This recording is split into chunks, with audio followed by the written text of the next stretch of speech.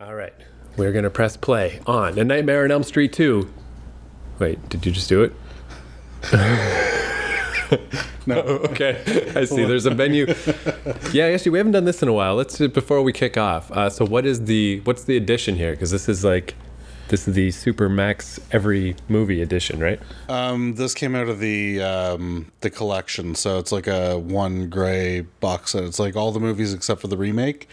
So this movie has, or this disc has Nightmare on Elm Street 2 and 3 on it. Right, yeah, so we got to turn on subtitles and shit. Yeah, that's what confused me, is there's the sub menu with, pick the movie, and now we're on the Nightmare on Elm Street 2 menu. All right, so now we're going to press play on A Nightmare on Elm Street 2, Freddy's Revenge, in 3, 2, 1, play. All right. So, hey, this is the Prison Wallets podcast. We do different movie type shit. Today we're doing a commentary for Nightmare on Elm Street 2 because we kind of like to, not all the time, but we like to sometimes just go with the movie that gets a little less love than the other ones. Yeah, I mean, it'd be very easy to do the first one because the first one actually is my favorite in the series, but... And then obviously like the third one is probably the most famous. So this is really the stuck in Nowheresville. It's part 2. Yeah, and it's funny too because this one is known as the gay Nightmare on Elm Street movie. That's what I was going to bring up. So and I was going to say too, so going with the more obscure films doesn't always work out for us. Like it turns out if you just do a commentary on Halloween 5 for some reason out of nowhere, maybe no one's going to watch it, but it was fun for us. Look at the 80s font, yeah, that big block steel looking font. That was a little rough. Yeah, so this movie could be a similar thing of like maybe nobody cares, but you never know. Sometimes maybe there's like a thirst. Maybe it's like, how come no one talks about Nightmare 2? Well, we're going to talk about Nightmare 2, goddammit. Well, and realistically, I mean, I like it when people listen to our stuff. I like it when they enjoy our stuff and when we get good reception. But ultimately, we do this because we want to watch what the fuck we want to watch. Yeah, and just go with whatever's most interesting. But yeah, I thought I should maybe make a disclaimer at the top. What you're saying about this being the gay one, where, I'm going to bring up probably 1,000,000 times throughout this commentary the different gay shit that happens in this movie. I just can't help it. It's so full of weird gay stuff. So, I mean, feel free to be offended. It's going to be offensive. But just know in my heart, I don't mean it offensively. I actually think it's fascinating. Like, that's my favorite thing about this movie is there's so much gay subtext in it that is not a usual thing in a horror movie. This is another reason why we'll do a disclaimer as well, is because with our sleepaway camp episode, which obviously had a lot of gay subtext or transsexual subtext as well. It's like the second gayest movie after this one. And not only that, but I mean, this is another double whammy like sleepaway camp in that not only is it like really, really fucking gay, but it's also set in the 80s, so... It's that double whammy where we're going to probably revert back to being those young kids / teenagers in the 80s, and we'll be using words like, Well, we'll try not to be just outright offensive about it, but you'd be doing this movie a disservice, I think, by not bringing up all the gay stuff. You'll try and not be offensive. Yeah, we'll see how it goes. Man, and one thing, too, I love about this movie, though, I love a short movie. I'm always saying how much I love a short movie. This movie is short as shit. It's like less than 90 minutes. Is it? And, I mean, credits back in these days were very short, but even including credits and everything, man, it's short. Because, so that's what I think... Like where I really do think the weird gay panicness, or not gay panicness, because it's not even that. It's like, all right, well, let me take a step back. So when I was looking up this movie, they made it so fast. It came out like a little under a year, I think, after the first one. Like they really just pedaled to the metal. Let's just get this fucking movie out. Oh, I should mention real quick, too, that just it doesn't matter, but that bus driver is Robert Englund. It's kind of a cool little, like, why not? Why not make the most of your fucking limited cast and budget and shit? Yeah, so I guess the idea was Wes Craven didn't necessarily want to make a sequel. He didn't even want the ending of the first one to lead into anything else. He just kind of wanted a happy ending and let's just call it a day, because I don't think he ever made sequels before, right? Like all of his previous... No, I don't know if he did the sequel for The Hills Have Eyes or not, but he was definitely involved. But, I mean, with this movie, New Line couldn't wait to get out a sequel because the first one was so crazy popular. It really was, too. I mean, I was never as familiar with Nightmare on Elm Street as with Jason. I just didn't see as many of these movies when I was a kid, but, like, they're unquestionably, those are the two the 1980s was Jason and Freddy. Like, Yeah, those are the heavyweights. that's the top fucking dogs.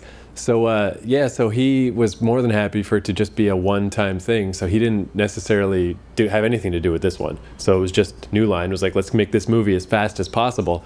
And that's where, again, to come back to the wacky gay shit that happens in this movie, is I think that's like a good thing, because that's what makes this movie interesting now.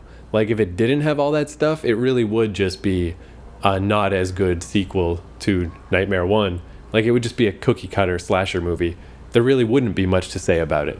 Well, and back when this movie first came out, like, again, very early 80s, being gay was not considered a good thing. Like, most gay people were not out of the closet. They weren't living their lives as gay people. They were living their lives very closeted, and, you know, they had a sort of a visage of being straight, but really, you know, they were going to like the leather clubs and stuff like that back then.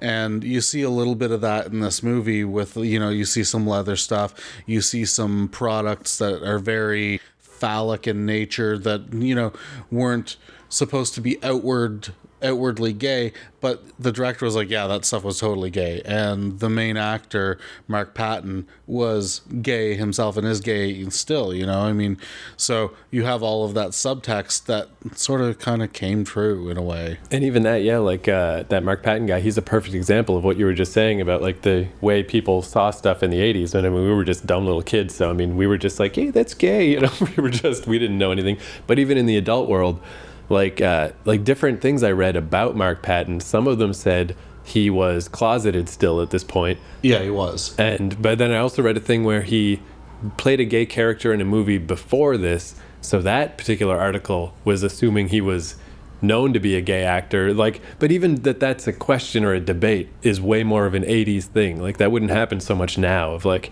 is he out? Is he not? Like, nowadays it's way more common to just be gay and no one cares. But yeah, back then, like, it was like they were talking about how this fucked with his career, that he was in a movie this gay.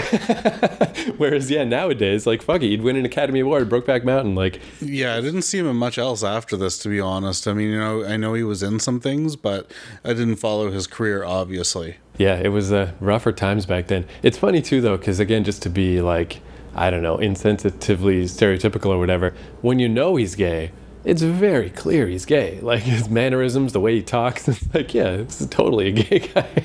But that's what's neat, too, about this. I guess just about it coming together so fast and under the studio system of just cranking out a movie, that weird stuff can happen because there's, like, a lack of oversight or a lack of, like, this sort of seems like the company had a limited ability to mess with what was going on because they just didn't have time. So what I heard is the writer, he initially denied that all this gay stuff was in there on purpose, but he eventually, just a few years ago, he admitted, like, yeah, we put it in there on purpose because we just thought it was like an interesting extra layer of horror stuff of like you're uncertain about if you're going to die, but you're uncertain about what's going to happen if people know you're gay, and like just add to torque things up. And Mark Patton, yeah, he says he read the script and he's like, well, obviously. So he worked that stuff in too. But the director claims to this day he had no idea. Right. And it's like, how did you have no idea? Which, I mean, he's full of shit, you know, like, obviously. Let's take a second to talk about this guy, the father in the movie. That's Clu Gulager. So who is he? He was in Return of the Living Dead and the sequel to Return of the Living Dead. I mean, he's been in a bunch of stuff, but, you know, Return of the Living Dead obviously is where most horror fans know him from. And he died, you know, within the last year or so. So anyway, just a broken heart that there was never a R.I.P. Clu Gulager. He's definitely, his character in this is the classic like fucking Texas dad, where he's just like, I don't want to hear any of your back talk, son. Just go unpack your room and suck some dicks and stuff. And was it later? Oh, like, yeah, when shit's really going bad for his son, and he's just like, he doesn't need therapy, he doesn't need help, he needs a methadone clinic. He's just an asshole, but he's still like a slightly friendly asshole. Like, that's a weird thing too. So the Texas vibe of this movie is like, the only thing I know about Texas is from movies. I've never been there, but this movie really does have that feeling of like what's the Dazed and Confused guy's name? Linklater. His movies have that feeling a lot too, of just this laid back Texasy thing. But at the same time, I feel like it's also the perfect people to make a gay but not gay movie, because there's nobody who is more gay seeming without understanding that they're acting gay than fucking Texans. Like, there's something about them where they think like, yeah, I'm acting tough, I'm acting really cool, but they're actually acting super gay. Well, and Dazed and Confused, to kind of, touch on that, that was based out of Texas. Like the town that movie takes place in is actually a Texan town. I don't know what fucking town it is, but... And yeah, they're talking about how paddling small boys is totally normal to them. It's not even a question. It's just what we do every year. Yeah, so that's, if anything, that's probably more offensive than anything that I'll say about gay people, is my opinions about the South. But Southern United States people act very weird. And gay thing number one. Yeah. Oh, what, pulling down another man's pants and wrestling with him is gay? I don't see how that's gay at all. We did that right before this episode started. Yeah, like that's already one of the gayest things that has ever happened in a movie. And his ass is still hanging out. Yeah. But not only that, what makes it weird on the long term too is these guys that are fighting, they're friends. They're not enemies. They hang out for the rest of the movie, and like... Well, they weren't friends at this point because the Jesse, I think his name is, he's the new kid. Right. But literally, like, this is going to lead to, in just literally days from now, like, you need to watch me sleep to make sure I'm okay. Like, it gets so gay. And this coach is such a fucking sadist. Like, he just wants to watch young men kind of sweat and be exhausted and uncomfortable. Like, what a fucking sack of shit. And it's no surprise that he's the guy hanging out in the leather club. Yeah, I was going to say that's also, yeah, right. Well, that's the thing, too, where I think, like, the tough Southern Texas thing being weirdly gay, like, it makes me think of like 300 and like the Spartans and stuff and the Romans, like both sides of that, because that was one of those things in 300. There was a line about that where he's like, oh, those kid lovers or whatever, but they were also fucking little kids historically. Like, everybody was little boys, like, back in the day. So I mean, to me, like, again, maybe it's just my view as like a weird comic book nerd, but I feel like it makes sense for jock athlete Texas tough guys to all be half gay. It just makes more sense. Like, let's just be honest with how you are. But that's what I love about this movie, is like all that shit's in this movie. What the fuck else was I gonna say? I don't know. I got some notes too about this movie, but I'll do my classic thing where I'll wait till we get halfway in and then I'll check my notes, and if there's anything I haven't thought to bring up at that point. Rewinding though a bit, because we didn't get a chance to say it at the time, that opening dream sequence where they're in a bus and Freddy fucking drives them into basically a nightmare hellscape, and then everything falls away and the bus is just on this one big crazy pillar over lava. Right. That looked really good. Yeah, it did. I mean, for the early 80s, like, the special effects in these Nightmare on Elm Street movies is fucking grade A. Yeah, especially, I mean, at this one, yeah, again, just being pumped out so quickly in like a year, and all the special effects and stuff, as far as I remember, I guess we'll see if we get to any terrible ones, but I think they're all pretty good. No, they're in the later years they get pretty bad. Like, I mean, after 3 there was definitely a decline in quality. 4 and 5 still weren't bad, but 6 on they were like pretty awful. Right. This movie in particular though, yeah, like, it seemed like they did a pretty decent job. It's honestly, it's my second favorite. Like, the first 3 movies in order are the ones I like the best. So that's I guess one little tidbit. Yeah, like, I'll probably just remember all the dumb little notes I wrote down as we go. But one thing I read about this, so again, because like this wasn't the franchise that we know it as today. At the time, it was just this, like, again, they don't know, they didn't know they were going to make a sequel. They don't know if they're ever going to make another sequel after this. So they're just fucking figuring this out on the fly. So initially, Robert Englund wanted a raise, and they're like, nah, we don't need that, because we don't need you, because, like, you know, Freddy as an icon of the 80s just wasn't there yet. So they're like, nah, fuck you, buddy. Instead, we'll just have a stuntman wear a Freddy mask, and he just won't talk. It'll just be like Jason or like Michael Myers. Anybody could be Freddy. We don't need you. Fuck off. And after like 2 weeks of filming, they were like, what are we doing? Like, we can't just have Freddy not talk. Like, the whole character is Robert Englund. Like, they kind of came to their fucking senses. Yeah. And just imagine that if they hadn't. Like, that would be one of the all-time blunders in cinema history if they just were like, yeah, fuck Robert Englund, we don't need you. Now Robert Englund has retired himself as the Freddy character, and there's talks that they might revamp the series, like maybe redo it or like remake it or reboot it altogether, sort of thing. And he actually set forth the idea that Kevin Bacon be a new Freddy. I could kind of see that. Me too. You know, I think he'd be fine. Mind you, there's only like, I think maybe 6 years age difference between the two, like Robert Englund and Kevin Bacon. Well, it really is a role too, especially given all the makeup and stuff. There's really no reason why Robert Englund couldn't still do it. I mean, he's probably just, I respect that he's like, that's enough, I don't need to do this anymore. But it's not the same as, like, it's weird now where the guy that, you know, the classic Pinhead dude, I don't remember his name. Doug Bradley. Yeah, where like I love his voice. His voice is awesome, but it's a little sad to see him now. It's like when you see Data from Star Trek, and it's like, oh, androids and hellspawns are not supposed to have wrinkles. Yeah. You know, Cenobites shouldn't have wrinkles. It's fucked up. But Robert Englund could easily keep going. So speaking of remakes, gross, like he's just pulling his fucking, Freddy's pulling his own head.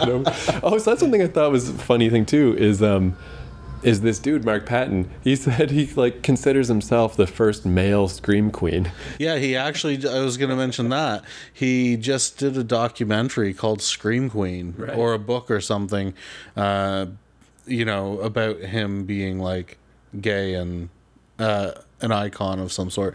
Mind you, not too many people realistically have this guy in their pantheon or the lexicon of, you know, iconic horror people. Like, really, they don't. Yeah. I mean, when you think of an icon, you're thinking of someone like, you know, Kane Hodder or Doug Bradley or Robert Englund, so on and so forth. You know, not Mark Patton, the gay kid from Nightmare 2. Yeah, the sad truth is, yeah, Nightmare 2 is probably the most forgotten one. You know? It really is. Yeah. Which is a shame. But yeah, like I thought that was funny because it is true. Like he screams a lot in this movie and he is like a big wuss, but I like that too. Like I do like the gay subtext in this. It works. It's much more interesting, I guess, than him just being a normal, like, look at all these other dudes in this classroom. Like, who gives a shit? They're all just the most boring characters in the world, where he's at least got this other angle to him. But yeah, I was going to say with the remake, so I didn't see the remake. I heard it was real bland. But it's not great. It's not awful, though, either, I don't think. Well, it seemed exciting at the time, because that was when that Jackie Earle Haley, he was like on top of the world because he just played the dude in Watchmen, you know, and it just like did such an awesome job of being Rorschach. But yeah, it seemed like that didn't really take off, that remake. You know who I think would honestly make a really great Freddy Krueger? Richard Brake. Who's he? He was Doomhead in Rob Zombie's movie 31, and he was also in 3 from Hell as Foxy, I guess the character's name is. He's, you know, the guy who sort of took the 3rd place in the Devil's Rejects. So there, you know, he's with Sherry Moon Zombie and Bill Moseley because Sid Haig died. So he's the new character. He's like a brother or something. Yeah, so I haven't seen either of them, but when I do, I'll have to fucking keep my eyes peeled. Yeah, he's in a bunch of shit. He really is a good choice, in my opinion, for the Freddy character. I think he could pull it off well. So this girl, his gay Mark, I don't know his character's name in this movie. Who's? The main guy. I think it's Jesse. Jesse, yeah, that sounds right. So Jesse's girlfriend here, when I was watching this again, just like the other day, I was like, where do I know her from? Like, do I know her from something, or do I know her from when I watched this movie last year? Like, I think I might just be remembering the last time I watched this movie, you know? I meant to look her up, but I never got around to it, so. But just, she doesn't ring any bells for you? No, none, actually. I'm sure I just remember her from this then. That's probably it. Oh, yeah, so one of the little things I read too that Bird made me think of. So I guess we'll do the basic setup here. I actually like the setup. It's pretty cool. So this takes place 5 years after the first one, and it's basically just he finds the diary of the chick from the first movie, and the killings happened, if not in this house, then across the street, and it's here we go, super gay dance coming up. Like, this is where I just Oh yeah, he's singing to, or he's sort of dancing around to Samantha Fox. yeah, and this is just where I'm like, how does this director? What do you mean you didn't know there was anything unusual happening here? It's literally a close-up of his butt, like just while he like knocks the little drawer closed, and then And he's dancing around and wiggling his ass around and all sorts of shit. yeah, and I can't remember if it's like there it is, like, and there's I don't know if it's a microphone or something, but he like, there it is, and he just like holds it again, like between his legs like a cock, and he's like just like it's And gets caught, that chick walks in on him. Lisa. yeah, it's like, okay, maybe even if not it did the little pop like I looked up that chick, by the way, Kim Myers, who played Lisa in this movie. She was in Hellraiser Bloodline. no, right, so maybe I vaguely remember her from that, possibly. And other than that, there's literally nothing that we would know her from. Like, she did not do dick or shit. But yeah, it's a neat little sort of change where it does kind of become her movie at the very end, but for 90% of the movie, it's really about the dude, and that is one of the little factoids I saw, is this is the only Nightmare film where basically, like, the final girl is not a girl. And it's like, yeah, it's an interesting thing. It's just neat. Dude, I could be wrong about this, because this was just something I remember from back in the day watching Probe. The game, Probe. I just found the diary from the original. It's a nice way to connect this to the old one, the original. I think so too, but you would think that someone between the time Nancy and her family moved out of the house and this family moved in, you think someone would have found it by now. Well, it could be too that because they talk about how the dad is like, nothing wrong with this house, and it's like, well, there were tons of murders here. Well, how do you think we got such a good deal on it? Like, maybe it really has just been on the market this whole time, and like nobody wants to live here. Did you notice the sign on his door? No chicks. No way, really? Yeah. That's fucking. Oh, no out of town chicks.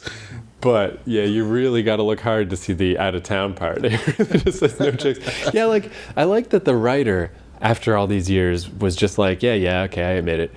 We need now the director to admit it too. You knew, director. There's no fucking way you didn't know. I knew one of them was gay, like either the director or the writer, but I mistakenly said earlier that it was the director. Yeah, or even I don't even know for sure that the writer is either. I mean, probably, but it could just be that he just wrote the stuff in. But like if the director didn't know, how did the no chick sign get on the door? Is the set designer gay? Is every person gay except the director? And he's just like, oh, I didn't know what was going on. Like, I was gonna say though, the red door, seeing that red door of the house, isn't that the same house in American Beauty? I might be misremembering that because I haven't seen American Beauty in fucking 15 years, but I think I read that somewhere that's This like the shirt, same. as an aside, this shirt, what's his name? Oh fuck, played Richie Tozier in It Chapter 2, comedian. No, I didn't see that either. Anyway, his character actually wears this same shirt. Oh, nice. In the movie, and his character comes out as gay in the movie. Nice. Yeah, I love those little like weird cinema nods and stuff. It's cool. Yeah, like I really do think, even if, like, I know we're leaning heavy Bill on Hader. Oh, Bill Hader, okay. Yeah, we're obviously leaning heavy on the gay thing because I really do think that is kind of all this movie has really got to make it stand out. But it's cool, like, because it really does make it unique. Like, it just makes it so different from all the other movies of the time. Well, and I mean, I don't have a problem with anyone's sexual orientation one way or the other. Like, it's none of my fucking business, period. I like that this movie, in retrospect, had so many nods to that, because the inclusivity back then was non-existent. Like, you were either straight or you were, off in the sidelines somewhere. Very unhappily closeted person. Those are the only options. I mean, look at something like Eddie Murphy Raw, for crying out loud. Like, Raw and Delirious both. Like, he's like outright saying stuff like, I walk around the stage and I turn around real fast so no faggots get a look at my shit, like. Yeah, and we all thought it was so funny. We're just like, I still think it's funny, but only because it's so dated now. But back then it was funny because that was sort of the mindset back then, like gay people were lesser than back then. They weren't seen as people. It really has changed so much. So like there's this wrestler, Scorpio Sky, who he got in trouble for saying stuff on Twitter like in 2011, and it's still kind of following him to this day. And I was like, man, what did this guy say? It must be awful. And when I looked it up, he basically just said, Mark Cuban's a faggot. and he eventually, but I think the other problem is too, when people gave him shit about it, he didn't immediately apologize. He tried to back up like, no, man, I can just say that. But I was just amazed because it's not like, it wasn't really actually homophobic. It was just basically an uncool thing to say. But even that nowadays, like you can't do that anymore. Right. Like when we were kids and we bandied around terms like that, calling someone gay or a homo was an insult. But you call people faggots all the time, and it wasn't because you were calling them gay.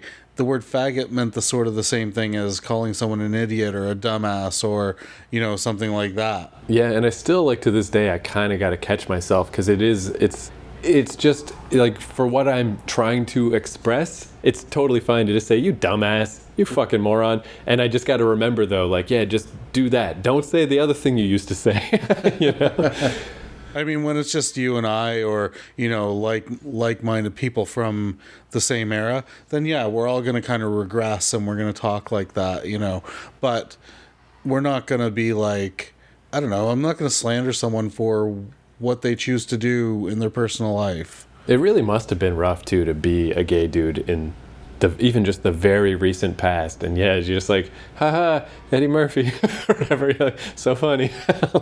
You know what? That's actually, Eddie Murphy is kind of a good point because you see all of these people now, like all these celebrities getting in trouble for, saying things like Kevin Hart saying that if his kid was gay, he'd like smash him over the head with a dollhouse or something.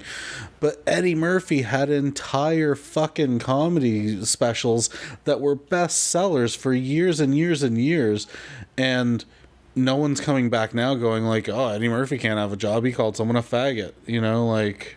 Yeah, it is. It's a definite, like, the whole social, like, landscape. Yeah, it's like, it's really tough to navigate now, which, I mean, maybe it should be. It's not a bad thing, but yeah, it is funny how some people get just fucked and some people somehow they just get away. They just, like, sneak through. And yeah, it's not like I think everybody should just be like, what would be the point, I guess, now of, like, oh, let's go after Eddie Murphy, like, there's just no point. It happened, it's over. I don't know, I guess the difference is, like, the main thing is, like, all of the, oh, here we go, let's just get changed and be all sweaty and shirtless. This isn't even the top 10 or the top 20 of gay things that happen in this movie, but it's just, everything is just a little bit gay, Huh. And then there's the coach. What was I just saying? Oh yeah, so it's mainly, it's just like, obviously, like with politically correct culture, everything is better overall.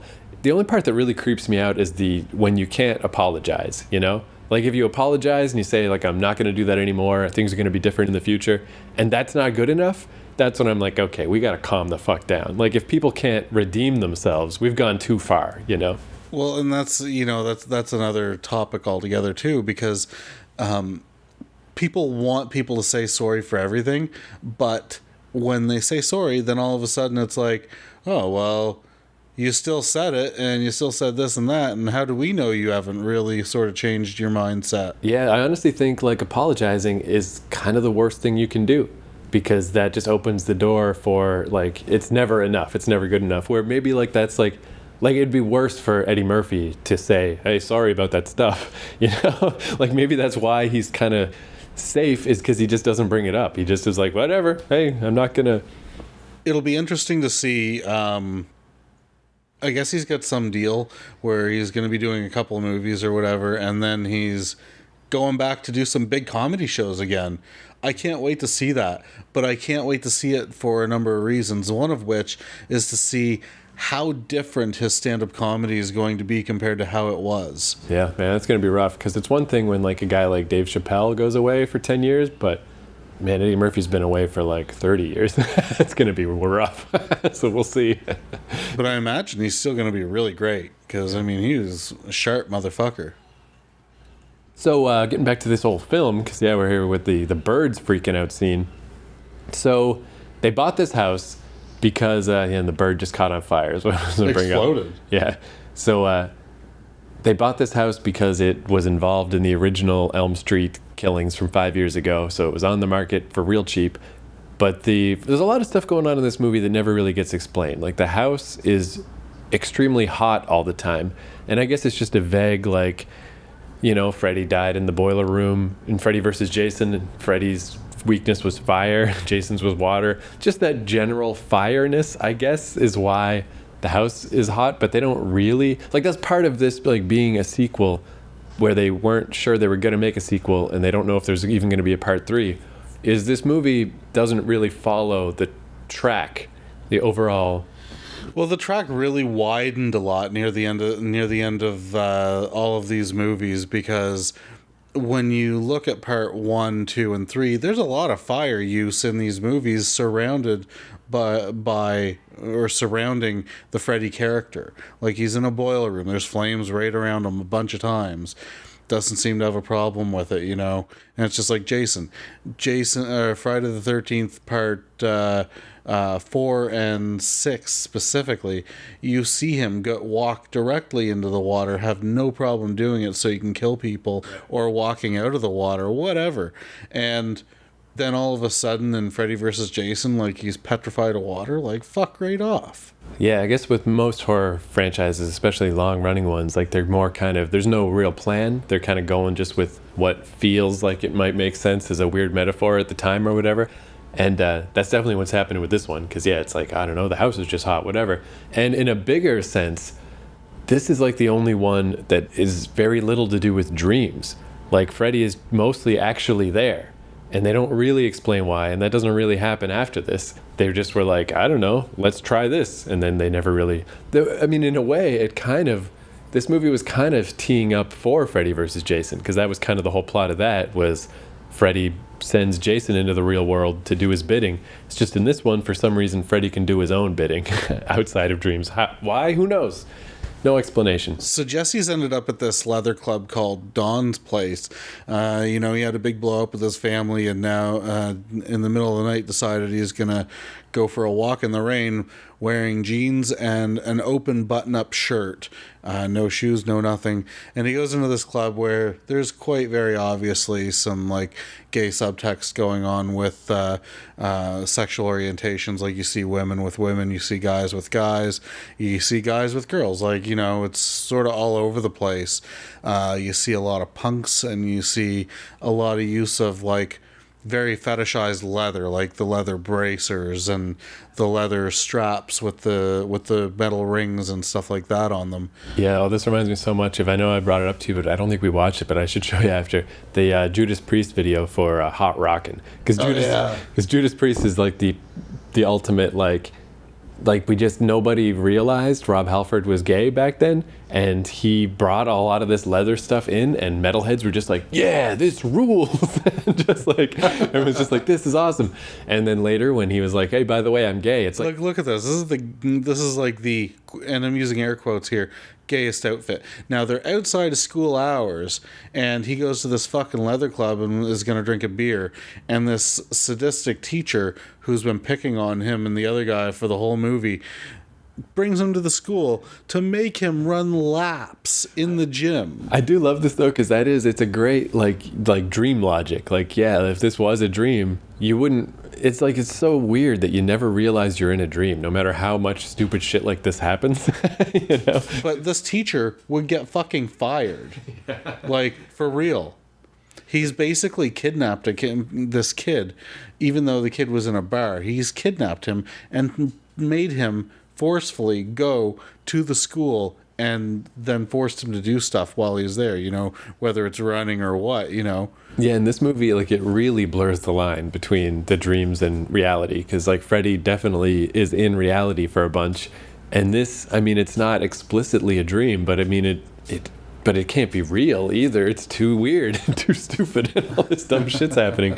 And yeah, it's like, but I kind of like that about this, that they, even though it sort of fudges the rules of Freddy a little, and it kind of doesn't work, but it's neat in that way too, that they're just like what's just a weird, creepy thing. Well, this guy wouldn't have been able to have a career working at a school back then, because back then, because of the way social norms were and what was acceptable and not acceptable, they wouldn't have let this guy who hangs out in fetish clubs or leather clubs and openly gay clubs work with kids. Yeah. But here he is, torturing fucking old Jesse. This guy, though, he's cold as ice. He's still just, even though things are moving on their own and now balls are flying at him, he's still just chewing his gum. Used to balls flying at him, though.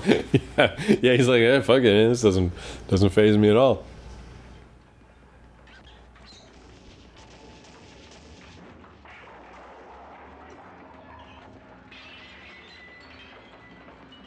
Man, that's one thing about old movies. Like, so it was just a little dumbbell that just went through a window. Sound effects from old movies are so, like, that glass breaking sound. Like, right. It's so unsubtle.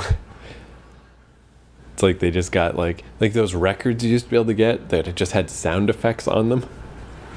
Oh, he's getting tied up. He's got that studded bracer on, and he's getting dragged out to I think the showers. Yeah, now he's getting freaked out. He can barely chew his gum anymore. Yeah, just a young boy taking a shower. Oh, yeah, so I was going to say, too, like, that's where I think this movie almost deserves, like, more credit as, like, just an interesting, like, having to repress being gay type movie. Because if they just made a more just another, it's like, yeah, all these little shots that you see in horror movies, but you expect it to be a chick where the clothes get torn off and you see their ass, but here it's a man. He's just getting spanked. Like, but yeah, because like it would be one thing if it was just like from the outset, like, let's make a gay horror movie or whatever. That would be groundbreaking in its own way, but it's like more appropriate the way this is.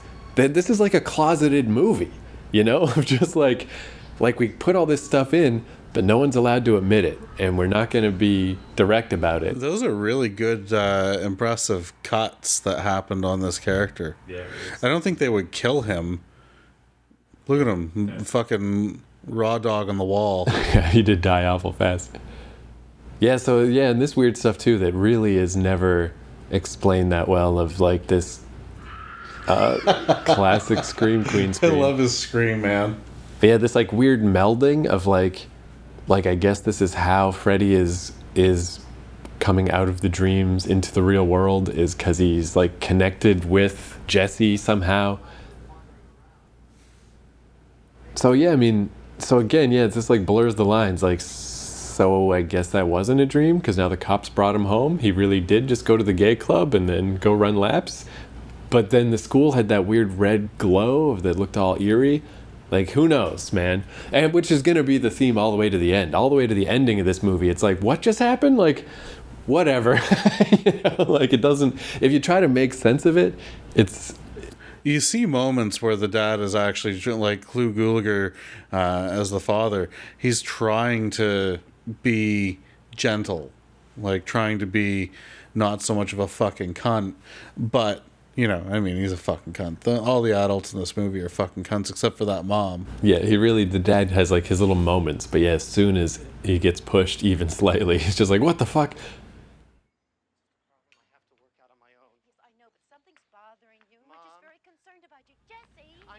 Yeah, and I guess this is like the most, if you wanted to look at it as just a big gay metaphor, then this is the most obvious one now, of like from here on out to the end of the movie. He knows something's happening. He knows this Fred Krueger from the diary that killed these kids is influencing him in some way, but he can't tell anybody. He can't, express it. He can't express what's inside him, which in this case is a claw-handed murderer. But really, it's that he's a gay guy. He can't tell anybody. Yeah. Like, it's especially great later when his girlfriend is just like, please tell me what's wrong. There's that part you were talking about where the mom is suggesting a therapist or something. He's like, he doesn't need a therapist. He needs a kick in the butt. He needs a fucking methadone clinic. He's making my life slightly harder, and I'm angry about it. I don't have any time for anything. But yeah, it's super like when the girlfriend later is like, just tell me what's going on. And he just can't. And it really, like, you could transplant that whole scene into Brokeback Mountain Jr. or something, and it could fit perfectly. Of like, I can't tell you. Middle of fucking Texas, I can't tell you. Now, his character thinks he was dreaming. Like, the Jesse character thinks he's dreaming, and now everyone's telling him what's going on. And he's like, oh my God, no, I won't get that sadistic shit going on. I like that masochistic stuff. Yeah.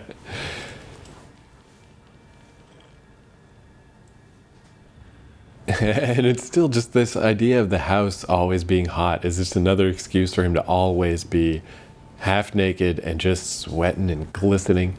And he's not like especially buff. He's like a twink, He really is like. He's really sort of a, average weight size guy for that period of time. Yeah, because, that's one thing too, just like, again, going back to old pro wrestling. I always thought it was like a little surprising that gay dudes aren't into wrestling because wrestling is nothing but naked dudes in tiny trunks. But there's something Oiled about up. but there's something about a super muscly guy that I guess it's just not sexualized the same way. It's like Arnold Schwarzenegger. It's like a Greek god. It just doesn't feel that way. Where this guy, when you see this dude in his underpants, you really just are aware, like, that's just a naked guy.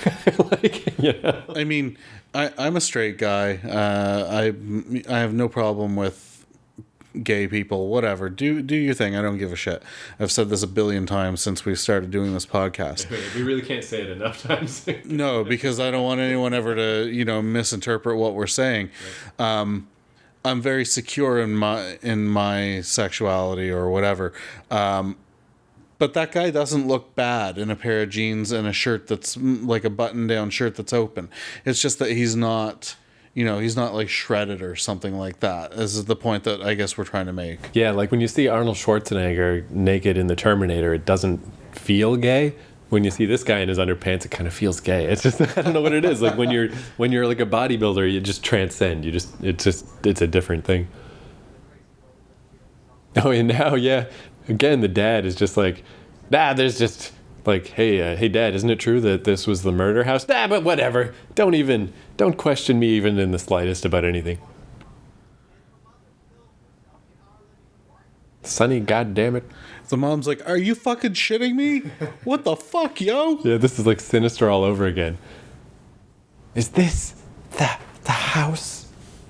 Although this mom is, she takes it pretty well. She's fairly supportive.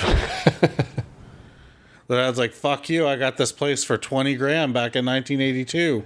This is a steal. Fuck you, it's a 2-level house with a basement. You ungrateful fucks. That is such a shocking thing of, and now finally the dad is like, yeah, when he literally just said there's nothing wrong with this house. And then flames start to spurt out of the toaster that's not plugged in. And then I think pretty soon after this, he realizes it's like 98 degrees in there. Like he pretty much immediately has to be like, okay, there's something wrong with this house. Man, though, so I know obviously inflation and stuff and money is worth different in the different decades and blah, blah, blah. But that enormous ass house that my parents own, that they bought in whenever, mid-70s, it was like 30 grand. Get the fuck out of here. Can you really? believe that shit? Yeah, I mean, it's like a 3-story house in granted, a crap town in a crap province, but whatever. But it's like, it's like 3 floors with a basement. Yeah. Wow, that's a steal. Yeah, like even. So it's paid off, is what you're saying. Yeah, well, also that's I think literally my mom is like super, super good with money. That was literally the only time she ever went into debt, I think, in her life. and they paid it off within like 3 years. Wow. Yeah, because it's only 30 grand. They're lawyers. Like, fuck this. Like, That's intense. My grandparents, they live in my grandmother now, who my grandfather passed. They lived in Gary. They bought their house in 1980. I want to say 85 or 86, and they paid $35,000 for it cash. It's one level with a full basement. But they got like fucking 6 acres or 7 acres of land too. oh man, that's sweet too. Yeah, And they just bought it with cash because they never owned credit. They never ever got anything on credit. Every house they've ever owned, every vehicle they've ever owned, they ask how much it is. If you pay cash, they go to the bank and they bring a wad of cash. Like, nice. Yeah. Man, property really is. I mean, we're getting off track here, I guess, but fuck it, we're in the slow middle part of every movie. Yeah, property is the shit. Like, most stuff, doesn't appreciate in value, but you can't really go wrong, especially land. Like, even if they just sell the land 20 years later. Sell the land. Who gives a fuck what they do with the house on it? Yeah. It's like over on the corner here, they're building these 2 condo towers that are connected at the bottom. You see them under construction there. But there's one place, this really nice brownstone home. And they must have offered these people who knows how much money. I dare say, because we're in Toronto, property is crazy expensive here. I bet they offer these people $3-4 million for this 1 or 2 level house. And they just won't do it? They were like, no. So the fucking contractors built around it. There's like less than, I'm going to say, 1.5 feet of space all the way around where that house ends and where that condo building is going to start. Man, I bet it must be hilarious looking in that house. Like, if you look out every window and it's just a condo.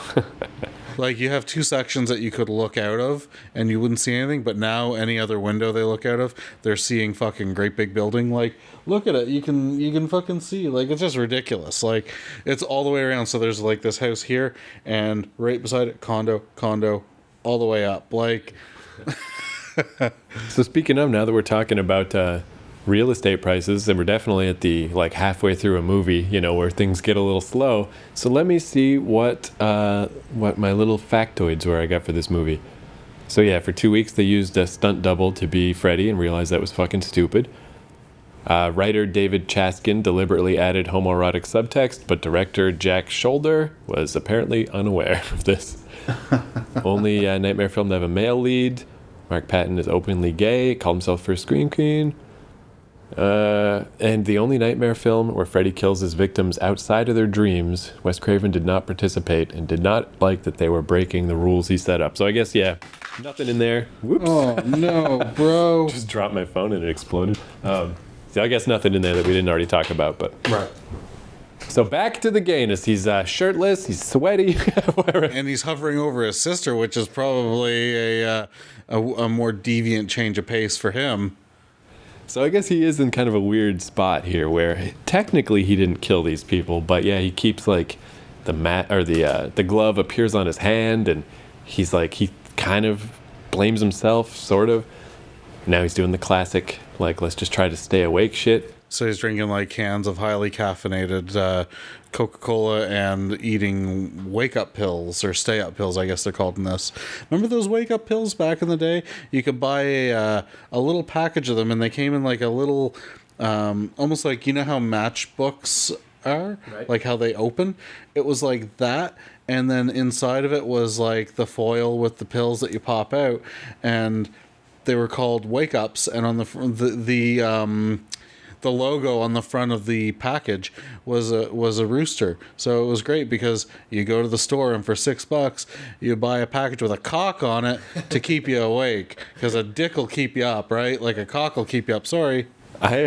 I never did buy those. That sounds awesome. I didn't buy them either. I stole them. Did they work though? Like, what were they? Were they like amphetamines or were they just caffeine pills? They were caffeine pills. Still, that sounds pretty great. But they were like highly concentrated caffeine, and I used them only when I needed to.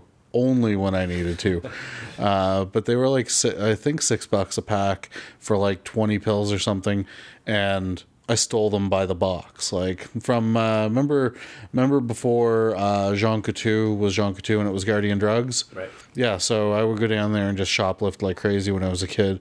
And so what I shoplifted the most was comic books, pornography, and those wake-up pills. Yeah, that's a fucking night, man. Just like add those together.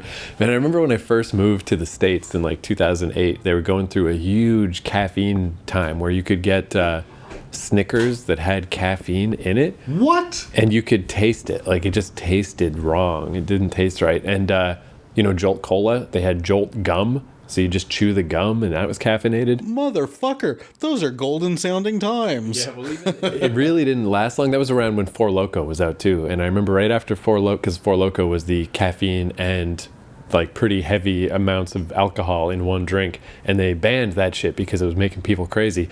And right after that, all the other caffeine shit disappeared too. So it was literally only like an 8-month period. But man, yeah, there was just caffeine everywhere. So, yeah, so here we got the little, the fucking teen fucking pool party where the dad's just like making them listen to Lawrence Welk and being all lame and gotta wait for the parents to go to bed so they can have their rockin' teen party. But I've seen this scene, different things I was looking up, where people either think it's the coolest scene in this movie because you get to see Freddy in a weird setting, like he's out in the real world and he's like attacking all these kids at a party. But I've also heard people say this is their least favorite scene in literally every Nightmare on Elm Street movie because Freddy's at a fucking... There's no way that this motherfucker is a teenager. Yeah, that dude was like 31. But like there's like a scene when once this shit goes down here where Freddy is like throwing pool chairs into the pool, and it is maybe the least scary Freddy has ever been. Because it is the opposite of his weird dream shit. Instead of like, I'm going to pull your fucking veins out and make you dance, it's like, haha, fuck your pool table or your pool chair. Okay, so basically, yeah, this is what I was saying earlier, is like, yeah, this is, if there's, even if the whole time you're kind of like, I don't know, maybe they're overstating it. Maybe there's really not that much of like a gay metaphor can't come out to people type of shit. But this scene, man, it fits so perfect to where, yeah, she's just like, why won't you talk to me? Why can't you tell me what's going on? And he's just like, I can't tell you. And she's looking to get down. Like she likes this dude genuinely, or the characters like each other genuinely. And she's like, I care about you. I don't want anything to happen to you. And she likes him. They start making out a little bit, and he's like, gotta go. And he goes right to that guy's place that he was wrestling with his ass hanging out with. Yeah, and he's like, watch me while I sleep. Yeah. He's just like, whenever I think about your vagina, it's like a gross armpit. I don't like it. That's what he's thinking. That's his internal thoughts. I'm so soft.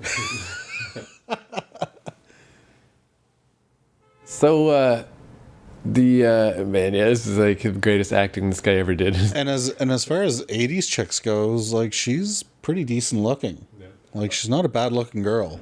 So this is so dumb, where the whole teen party, they've been keeping it on the down low because they don't want these parents to get mad. So they're just like watching the window with the open window, waiting for the lights to go off. As soon as the lights go off, they're like, fuck yeah, let's all freak out and play loud music. All of a sudden there's fucking flashing strobe lights and the girls top is coming off and just right. all the beer. At least they do go back to the parents for a second, and the dad is just like, what's going on out there? And the wife's just like, fucking relax, go to bed. Hold on a sec, I'll suck your dick off. Yeah. Yeah, these fucking Texas dads are just like, can't allow any of my young children to have any authority. What the hell are they doing down there? Oh, Eddie, they're kids. I know they're kids. They gotta get some rest.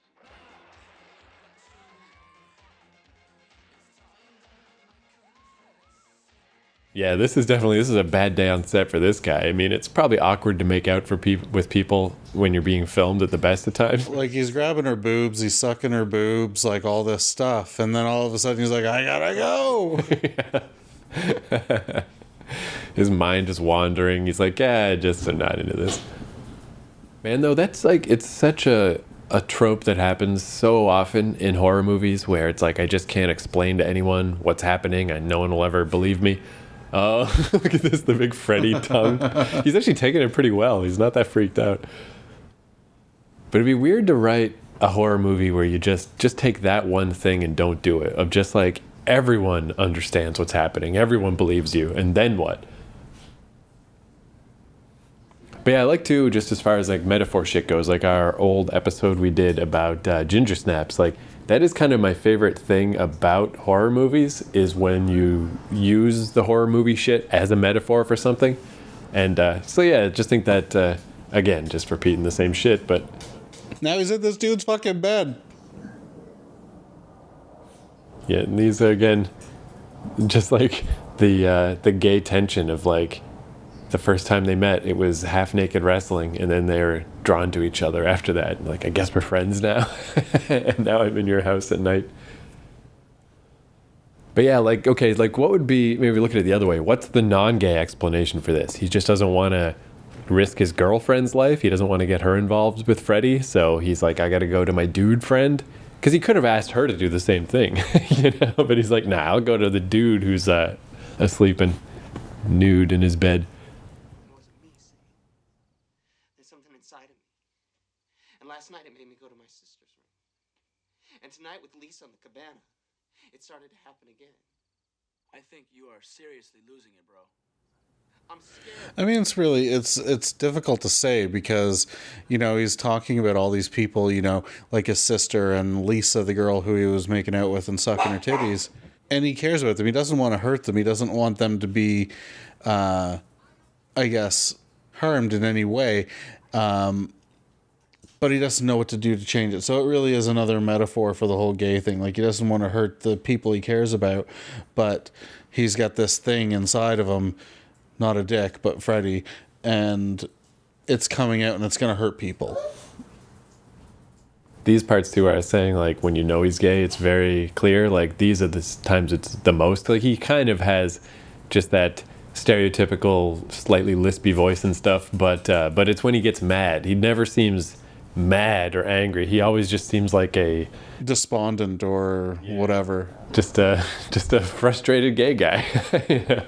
I watched the whole thing once. Like, it's a documentary. I guess I didn't finish it, but about that like gay voice, because I was like, what? Like, is that like is it just a stereotype or is it true? And like, it does seem like it happens a lot, but it doesn't always happen.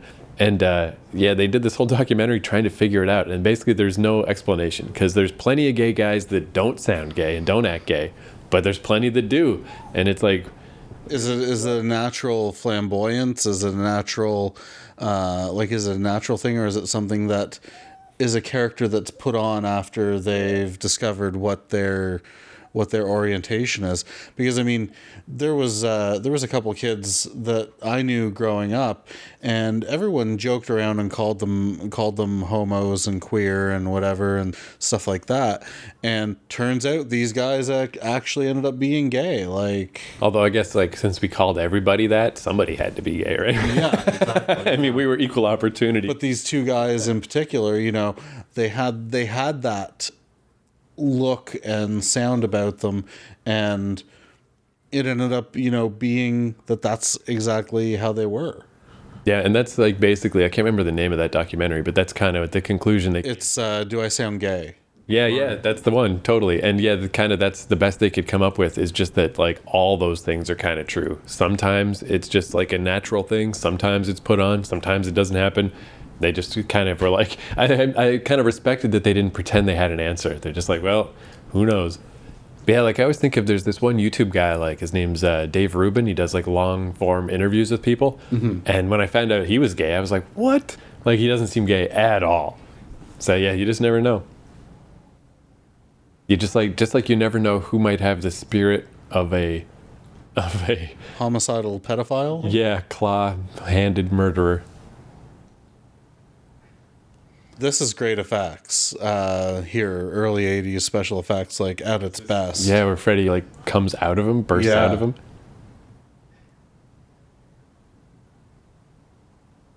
Oh, the claws coming out of his fingers. Yeah, I can see too why, especially if they just made this movie super, super fast and they weren't particularly... Like, this is done so well. Yeah. they weren't really that connected to the first one. Like I can see why they like quote unquote broke the rules of Freddy, because on the surface this just seems like more Freddy shit, right? Like more dream shit. It's just that one little detail that it's happening in the real world.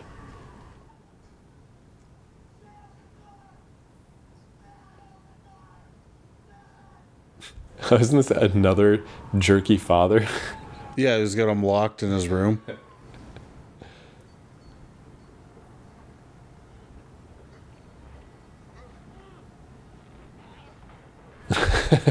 Can't get out of his own room. This silence, people, is us marveling at the special effects from the early 80s because it's just so well done. Yeah, the fucking Freddy head just coming out of his gut.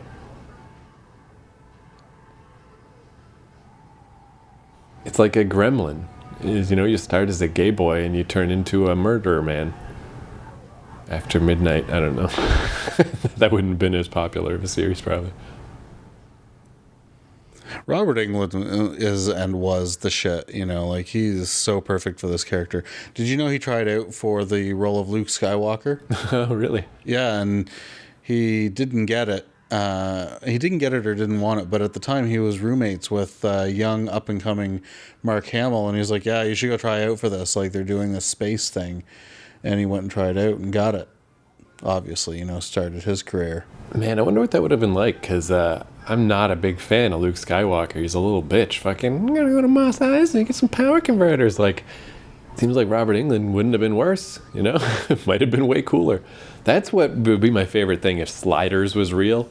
Instead of going to, like, the alternate reality where whatever weird shit happened in Sliders, I just want to go to the slightly alternate reality where different people are in movies and just, like, watch The Matrix with Will Smith in it and stuff and just see what it was like, you know?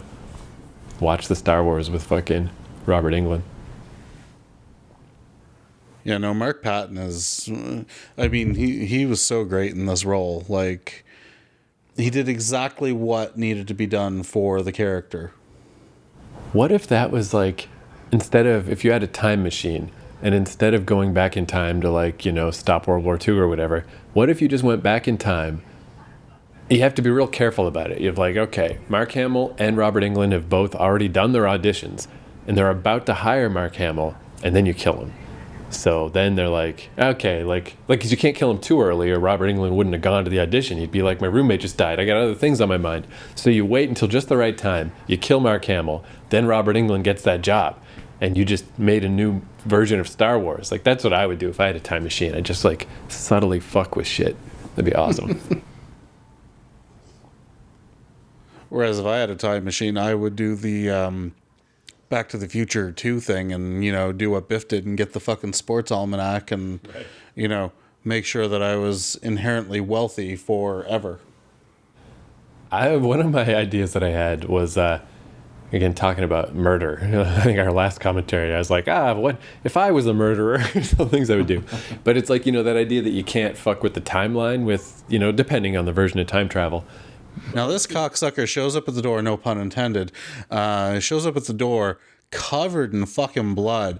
And she's like, what happened? Yeah, and again, look at his performance. It totally is like he's like drama club, you know? He's the gay dude in high school that's just like, Lisa, I don't want to talk about it. Like, he just really comes off so different from a normal horror movie guy. And I like it. It's nice. But yeah, so if you had a time machine and you don't want to, you know, fuck with stuff too much, you don't want to have a butterfly effect. So what you do is you go back and find people who killed themselves. It's like, okay, this day, this person hung themselves or whatever. So it's okay if we kill that person because they were going to die anyway. It won't affect anything. And that's your business. You send people back in time for people that were going to die anyway, and you can do whatever you want to them. Just be like, you know what you're going to do later.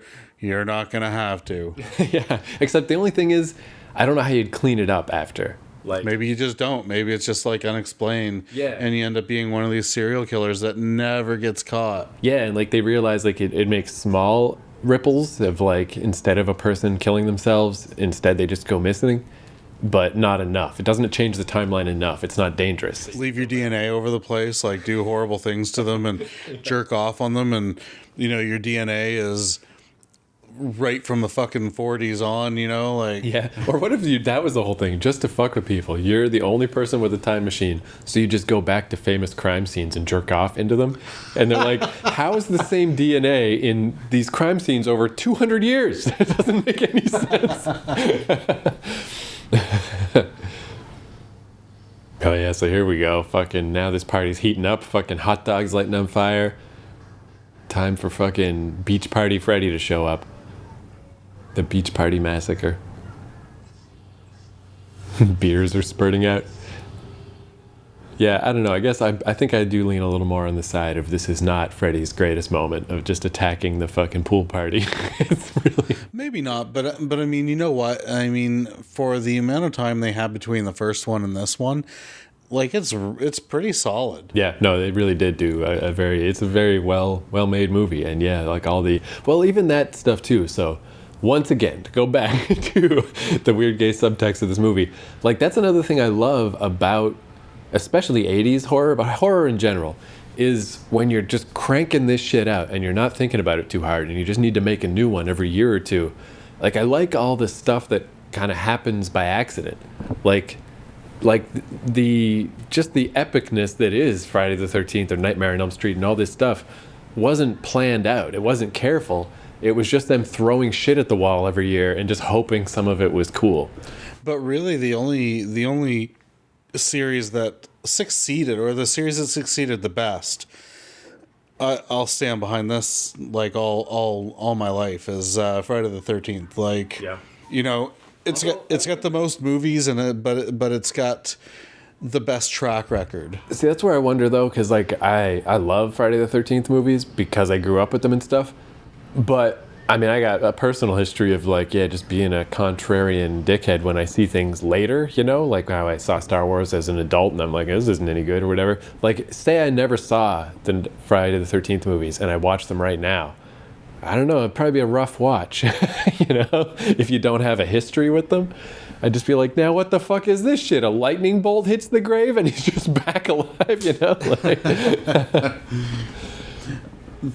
As far as Friday the 13th goes, I mean, I do enjoy part 6 an awful lot, but and here's the thing that bothers me is that part 6 seems to be so many people's favorite. Yes, it is very slick, it's very well done, it's very good, but it's just not as good as the other ones. If you'll notice, I mean, yeah, there's violence and gore. I mean, it's Friday the 13th. That's going to be there no matter what. But it's also one of the funniest movies in the series, intentionally. And as well, there's no nudity in it, if you notice that. I mean, not that nudity makes a movie, but it seems to be the most... It's the one that you could easily... show a kid that's 10 years old or younger, right, and it's not going to be mega offensive. Like the one sex scene in the movie that you see, everyone's clothed, really. Like the guys get the knotted up shirt, you know, whatever.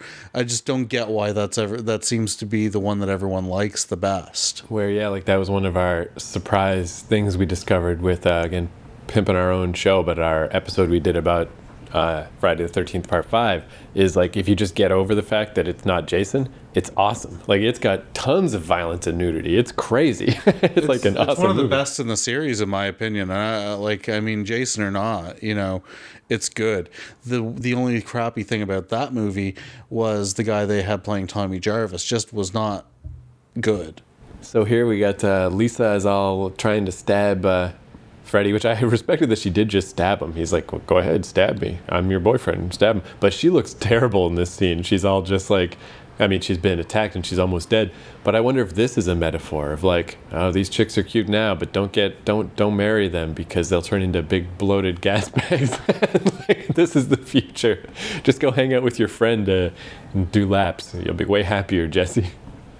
That's probably just my own fucking things that I'm adding to this movie. He's just fucking 50s housewife and are all over the place too, like slapping her, fucking throwing her around, you know, against the wall. He's like, you made me do that. You know, fucking... Yeah, there's a lot going on here. Oh, the parents are... So anyway, there's a part 2 that's awesome that's coming up where when Freddy's attacking this pool party, where he uses his his indeterminate magic to make sure nobody can escape. So he locks the gates and makes them super hot. So there's a part where these guys run over and touch the gate, and there's like lightning effects and like, whoa. And then you can hear the guy go, "It's hot." It's just like, he did not need to say that.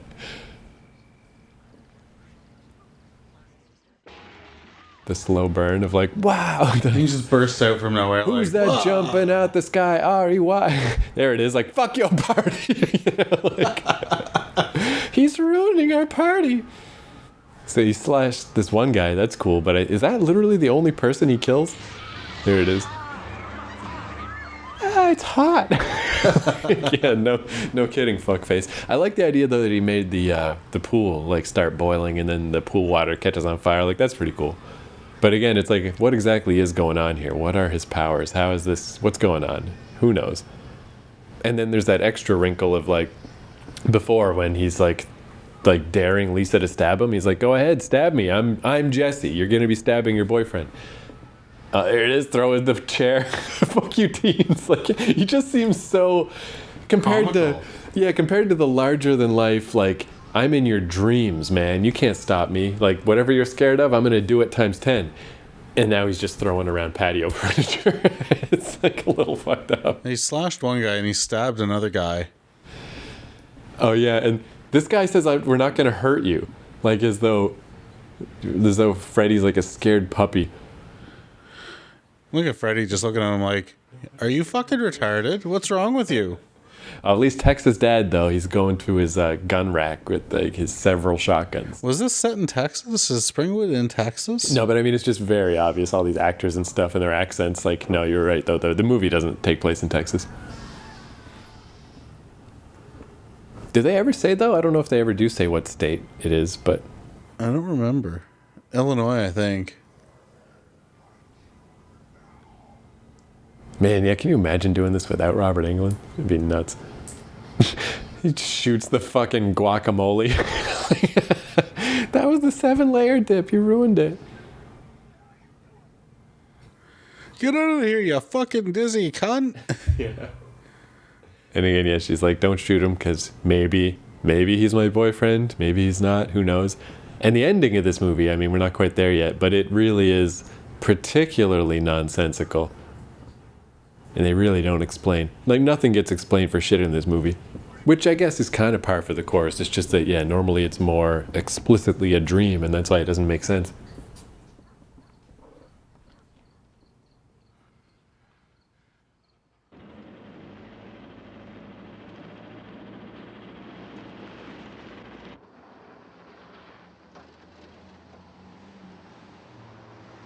But that's the thing, too, is as much as, you know, there's a lot of neat things about this movie and stuff to like, it's also kind of impressive where, I mean, I think you could easily make the argument that this was a misstep, you know? It's like they're kind of...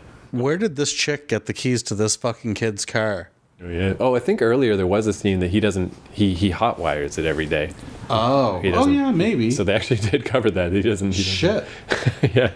But yeah, so you could argue that they went the wrong way with this movie, that there's too much real life stuff. There's all these new weird rules to Freddy that they don't explain and don't make sense. And I got to give them credit on part 3. Like, they really got their shit together with part 3. Like, that's kind of like the make or break of the franchise. Kind of like how in part 3 is when Jason puts on the mask. Sort of similar here. It's like if they made another one of these movies that was kind of aimless, maybe the franchise would have died. But with part 3, they really kind of got their shit together. So yeah, there's the weird devil dogs that I guess those are supposed to be the faces of the like the coach and some other dead guy, but you can't really tell. That was actually probably the worst special effect in this movie, is those dogs. Very obvious wearing masks, right? Like, what the fuck? Oh yeah, so going back to, I meant to say this when that bird caught on fire, is one of the little IMDb trivias was that the director guy sort of regretted the bird catching on fire because it just didn't look that good, but I actually thought it looked all right. I didn't mind make it look bad. Yeah. So this is pretty cool. So this is, I don't know, is this supposed to be the actual place where Freddy died, or he's just drawn to I'm not sure. Like, to be honest, I'm really not. Because I thought, I could be wrong, but the impression I had was that he was killed in like a school boiler room. For some reason, that's what I thought. But I thought he was done in the boiler room at the school as well. Like, that was always my assumption, I guess. so I'm not totally sure. Again, this movie gets very strange toward the end of like, I'm not quite sure why she's at this big refinery or how she knew to come here.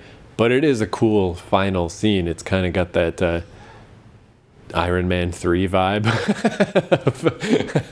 No, because Iron Man 3 sucked. Yeah, but that is what it reminds me of. Because I was going to say Terminator 2, but this honestly reminds me more of Iron Man 3. She's Gwyneth Paltrow. Iron Man 3 basically ripped this off.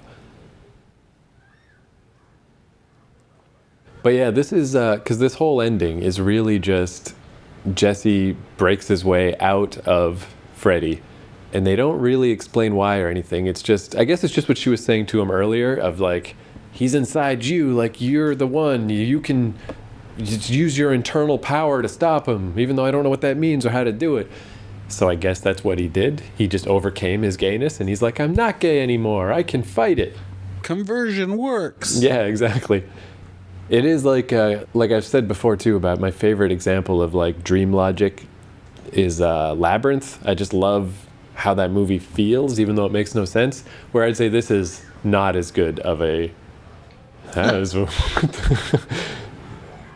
Man, I forgot that even happened. me too. That was awesome. Fucking weird. Yeah, so there's just like this weird little mouse that just got killed by a. But the mouse turned into like a demon thing, and then the fucking cat came, and it was a demon thing too. Yeah, that was just strange. What the fuck? But yeah, the dream logic in this movie, it's a little more, it's not as satisfying because there's really no particular inciting incident or anything. Jesse just kind of overcomes Freddy and for no particular reason. Come to daddy, come to daddy. So, with Freddy versus Jason, how there was that talk of doing Freddy versus Jason versus Ash. Yeah. So I also heard that they were trying to talk about doing Freddy versus Jason versus Pinhead. I actually think that might have been better, maybe. That's kind of cool. I don't think Ash would have fit with those characters. Yeah, just too silly. Like, I love Ash, but too dorky. And the Pinhead thing, I don't know. I mean, they've never really done a Hellraiser crossover, right? So, I don't know. That probably wouldn't have worked. Fucking Freddy opens a puzzle box. It's just like, what?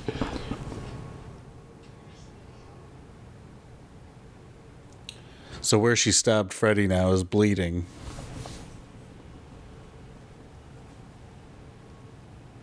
Yeah, this is, I guess, where this movie starts to feel like a movie that they made in a year. Because, yeah, this whole ending is just so nothing.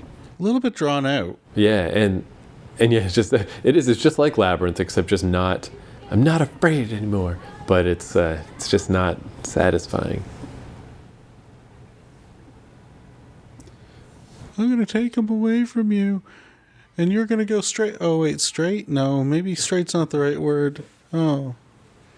Just out of curiosity, I'm going to see. Because, yeah, like, I literally just watched this the other day, and I didn't know what the fuck was going on here. I'm just going to pull up the wiki page real quick and just see how they describe what happens at the end of this movie. Like, is there something that I'm missing here? Like, just something, some obvious... But it's just a pep talk, basically. Essentially. And, like, that's a little weird. Like, he went to Slasher, and she, like, took his hand, and he's not, trying to really break away. Oh, no, you've taken off my hat. Now what do I do? Fuck, shit, fuck. Oh, man, it's gonna... Come on, Google. I don't want Five Nights at Freddy's. It's gonna make me write Nightmare on Elm Street. Son of a bitch.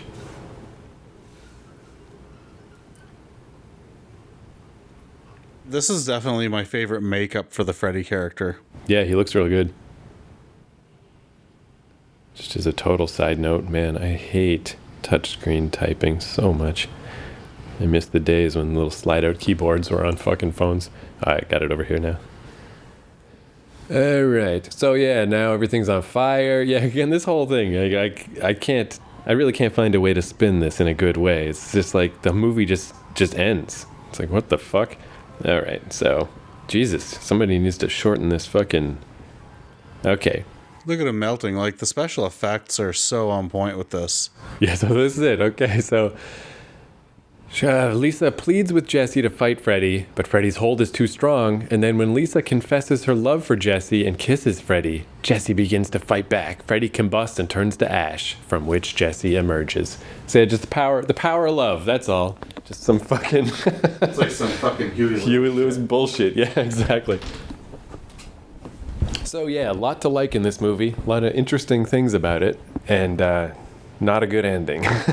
In fact, probably the shittest ending of the entire series. The ending is pretty bad, but overall the movie is, I really like it a lot. Like, it is my second favorite of the series. Yeah, I really, I don't even know if I've seen them all. I mean, I definitely jumped ship by like 5. You know, it was just getting too stupid. but I should sometime, just for the fuck of it, just watch them again. Yeah, and this does look cool again, where it's like Freddy's body is just like kilned around him. It's just like clay. It kind of comes off him, and it's like, oh, Jesse is in there. He's alive. Whoa. Yay, we did it. Now let's get married and have kids. And he's like, well, about that. How about we get married and have kids, and I'll spend every Wednesday night at the leather club. Yeah. Under the pretense of hanging out with my friends. Yeah. Hanging out with my friends. They just had the best pool table, that's all. You wouldn't believe how many balls you can fit in those pockets. Did you ever see that, speaking of Judas Priest and fucking leather and heavy metal stuff, it was an old Mr. Show sketch where it was this band that they, like, a gay sex tape of them got released. And their manager is like, what the fuck is this, guys? And they're like, what do you mean? That's just our music video. Like, there's nothing gay about that. And he's like, okay, well, hold on. He takes the cassette and he just like moves it around his back. It's the exact same cassette and he puts it in. He's like, here's a tape of gay porn. And they're like, oh, look how gay that is. That's you. It's the same tape. Oh, that's great.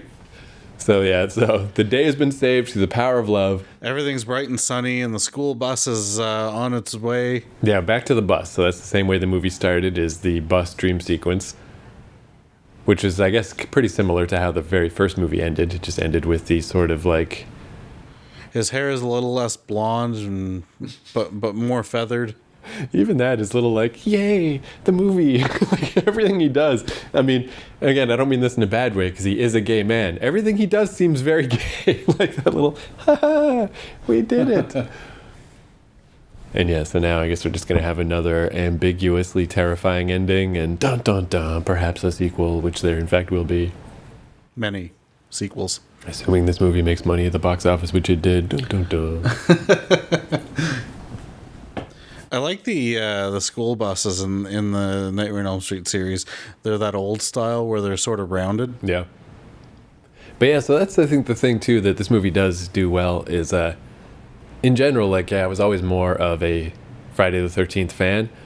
But the thing I do respect about the Nightmare on Elm Street movies is they're kind of more creative. Like, if you want to just see crazy special effects and wacky shit happening, this series has way more of that, because obviously Jason movies are just about chopping people up. And yeah, this movie had a bunch of that shit that was really cool. All the special effects and stuff, not bad at all. And yeah, it's like, it's neat too to see those little things. Like, it's weird because, like, I literally watched this movie earlier this week. That shit at the end, I don't know if I just wasn't paying attention or what, but with the mouse and the demon cat, like, it was like 10 seconds of the movie, but I'm like, that's cool. That's weird. What the fuck was that? Blah, Freddy hand through that chick. And then just fucking... And then the bus just drives off to Deathville. Off into the desert. The deserts of Illinois. Yeah, all those Illinois cactus.